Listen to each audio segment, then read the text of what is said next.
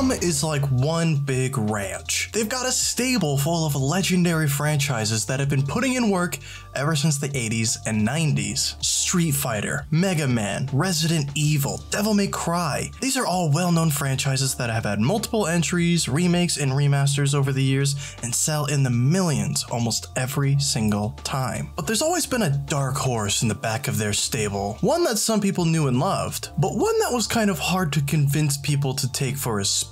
It had its fans, but even among nerds, it was a nerdy game. Or horse. I'm done with this analogy. I'm talking about Monster Hunter. But then in 2018, things changed. Out of seemingly nowhere, boom, Monster Hunter World. It was a changing of the tides for Monster Hunter, taking it from a niche PSP and 3DS game series to something the masses could not only understand, but enjoy. A lot. Over 16 million copies sold a lot. After World came out though, one question lingered in the minds of fans everywhere. Can I play this on Switch? Unfortunately, the task of porting Monster Hunter World to Switch seems to have been impossible. But worry not, because we're getting an entirely new game specifically designed for Switch. Monster Hunter Rise. Hello and welcome to All In. My name is RONSPIES, and let me make one thing clear right off the bat. Monster Hunter Rise isn't just some compromised version of Monster Hunter World they slapped together to get it on the Switch. Rise is a major entry in the Monster Hunter series, with tons of great additions and innovations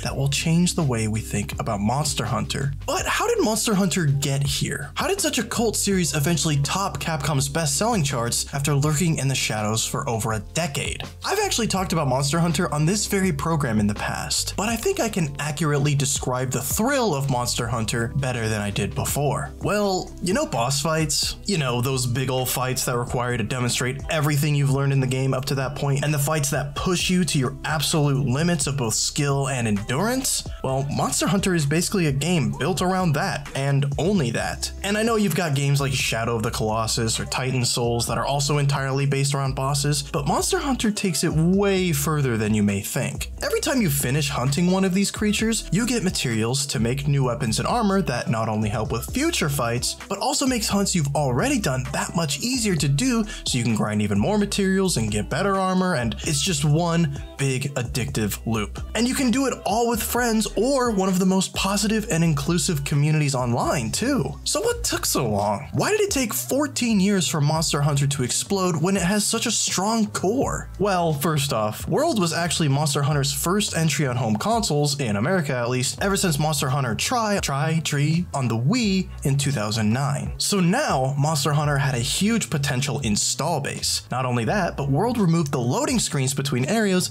and made each location one big connected world, making it way easier to follow the action. And then you have the stellar post-launch content, which added tons of iconic monsters and even crossovers with games like The Witcher 3, Devil May Cry, and Horizon Zero Dawn. World was huge because it gave an entire generation of people who had been curious about Monster Hunter an excuse to finally try it out. And then people discovered the addictive loop of Monster Hunter and fell in love. I know I did. And then it sold over 60 million copies and became the biggest release in Capcom's history, which is almost double the sales of Capcom's second bestseller, Resident Evil 7, at least if you don't count re-releases. I'm gonna be honest, I don't think Capcom saw that one coming. I don't think anyone did, really. And now we're at Monster Hunter Rise, which aims to recreate the experience of World on the Switch, which, in a way, is kind of the perfect way to experience Monster Hunter. Monster Hunter really came into its own on the PSP and 3DS, so it's only fitting that it returns to a portable console that you can also hook up to your TV. But like I said up front, Rise isn't just World, but again, it is a true follow-up. Now you have something called a wire bug, which is like an expansion of the grappling hook in World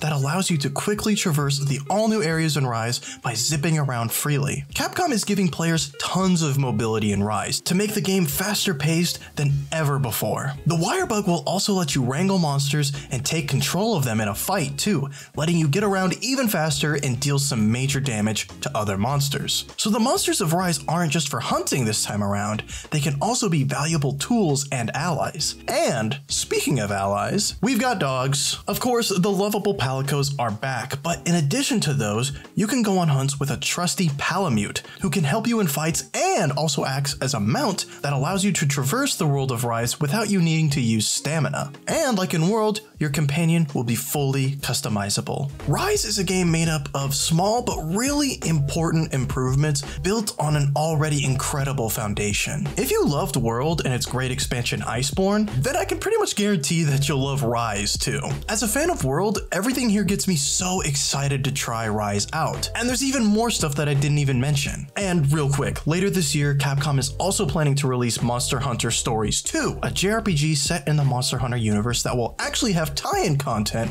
with Monster Hunter Rise if you own both. So keep an eye out for that too. It's also worth noting that both Monster Hunter Rise and Monster Hunter Stories 2 are Switch exclusives. So even if you've never tried a Monster Hunter game before but are aching for some new Switch games, you can't go wrong with some Monster Hunter. And of course, there's Monster Hunter Generations Ultimate, which is already out on Switch if you want even more right now. So there it is. Monster Hunter is a fantastic series with tons of stuff to love, and I hope I sold you even a little bit on trying this series out. Monster Hunter Rise is looking like a fantastic follow-up to Monster Hunter World, and if it's even a fraction as good as World is, then we are in for a treat. Anyway, that's my piece. If you want to keep tabs on me, follow my Twitter @WadeLikesPie and subscribe to my YouTube channel called RONSPIES, and I will see you next time.